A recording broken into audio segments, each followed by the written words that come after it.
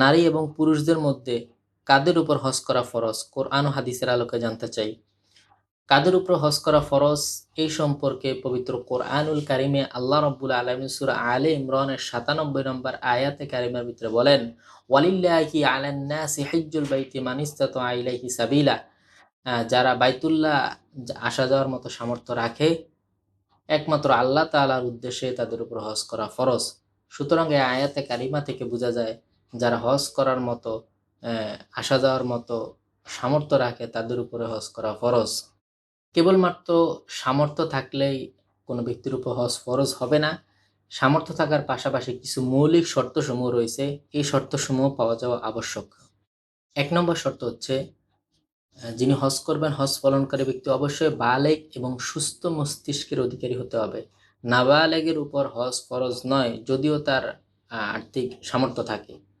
২ number, পাগলের উপর হজ ফরজ নয়। কোনো পাগলের যদি সামর্থ্য থাকে হজ করার মতো, তবুও তার উপর হজ ফরজ হবে না। ৩ নাম্বার, হজ করার জন্য আর্থিক সামর্থ্য থাকার পাশাপাশি ব্যক্তিকে অবশ্যই সুস্থ হতে হবে। কোনো ব্যক্তি শারীরিকভাবে অসুস্থ কিন্তু তার হজ করার মতো সামর্থ্য আছে, ওই ব্যক্তির উপর হজ ফরজ নয়। ৪ নাম্বার, যিনি হজ করবেন তিনি হজ করার টাকার পাশাপাশি তিনি যে কয়দিন হজের সফরে থাকবেন, ওই কয়দিন পরিবার চালানোর মতো তার সামর্থ্য থাকতে হবে। ৫ নাম্বার, কোনো ব্যক্তির হজে আসা যাওয়ার মতো তার সামর্থ্য রয়েছে, কিন্তু যে কয়দিন তিনি হজের সফরে থাকবেন ওই কয়দিন পরিবার চালানোর মতো তার সামর্থ্য নাই, ওই ব্যক্তির উপর হজ ফরজ নয়।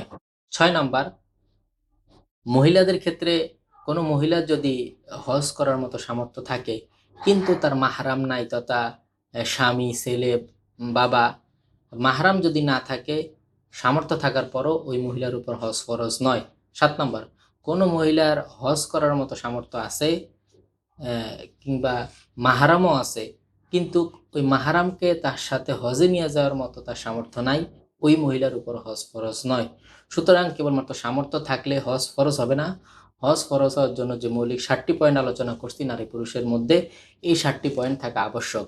কার মধ্যে যদি এই বিষয়বস্তুগুলো পাওয়া যায় এবং পাশাপাশি তার সামর্থ্য থাকে, ওই ব্যক্তির উপর হজ করা ফরজ।